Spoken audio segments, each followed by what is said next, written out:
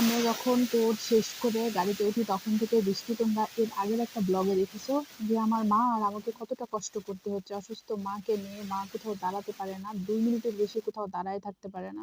মাকে নিয়ে কি অবস্থাটা আমার হচ্ছে। আমরা যখন বনপাড়ায় এসে পৌঁছাই তখন পুরো নদী হয়ে গেছে বৃষ্টির, আর মা ভিজে, মায়ের কি অবস্থা হয়েছে দেখেছো। এরকম ভিজা কিন্তু আমিও ভিজেছি। তারপরেও করার কিচ্ছু নেই, আমাদেরকে গাড়ি দেখতে হবে আর বাড়িতে গিয়ে সেফ পৌঁছাতে হবে। যার কারণে আমি মাকে ওকে দাঁড় করায় রেখে মাকে একটু সেফ জায়গাতে নিয়েছি। এখনো কিন্তু বৃষ্টি পড়তেছে, বৃষ্টি কিন্তু থামেনি। আর এ দেখো বনপাড়া বাজারের মধ্যে মনে হচ্ছে পুরা নদী হয়ে গেছে। এই পাশে থেকে যে আমি ওই পাশে গিয়া পৌঁছাবো, আমাকে যেতে হলে আমার পুরো জুতা, কাপড়-চোপড় সবকিছু ভিজে তারপরে যাবে। আর শুধু এখানেই কিন্তু নয়, পুরোটা রাস্তা দিয়েই কিন্তু মোটরসাইকেল চলতেছে, গাড়ি চলতেছে অনবরত এই পানির মধ্যে দিয়ে।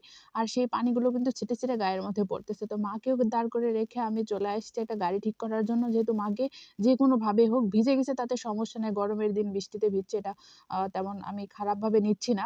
বা মাও হয়তো মন খারাপ করতেছে না। বৃষ্টি পেয়ে মা বরং আরো খুশি হয়েছে। অনেকদিন পরে বৃষ্টিতে ভিজছে, ভালো লাগছে। কিন্তু মায়ের এই কষ্ট তো আমি আর মানতেই পারতেছিলাম না। যার কারণে খুব দ্রুত যেয়ে একটা গাড়ি ঠিক করি। গাড়িটা যাওয়ার সঙ্গে সঙ্গেই পেয়ে যাই। ওখানে দাঁড়ায় ছিল, গাড়িটা পেয়ে যাই। আর মাকে গাড়িতে ওখানে রেখে মায়ের মিষ্টি খেতে ইচ্ছে করতেছিল। আজকে ২ দিন ধরে বলতেছিল যে মায়ের অনেক মিষ্টি খেতে ইচ্ছে করতেছে। তো এখানে মিষ্টির দোকান আছে, অনেক বড় একটা মিষ্টির দোকান। তোমরা বনপাড়াতে আসলে দেখবে যে সিএনজি স্ট্যান্ডে বিশাল বড় একটা মিষ্টির দোকান আছে, যেটা শিলা মিষ্টি বাড়ি। তো এখানে দাঁড়িয়ে আমি ২ রকমের মিষ্টি নিলাম, কালো মিষ্টি আর চমচম নিলাম। তো মিষ্টি নেওয়ার পরে যখন এখানে আসলাম দেখলাম যে ২ জন গাড়ির যাত্রী অলরেডি দাঁড়িয়ে আছে। তো আমাদেরকে নিয়ে চলে যাবে। ওরাও খুব দ্রুত চলে যাবে। আর গাড়িওয়ালার বাড়িটাও আমাদের ওইদিকে। যার কারণে উনি বলছে খুব দ্রুত যাবে। তো গাড়িতে উঠে গেলাম। আর যতই কষ্ট হোক না কেন, মায়ের সবগুলো ইচ্ছে আজকে আমি পূরণ করতে পারছি। এটাই আমার কাছে অনেক বেশি প্রাউড ফিল। আর মায়েরও মন থেকে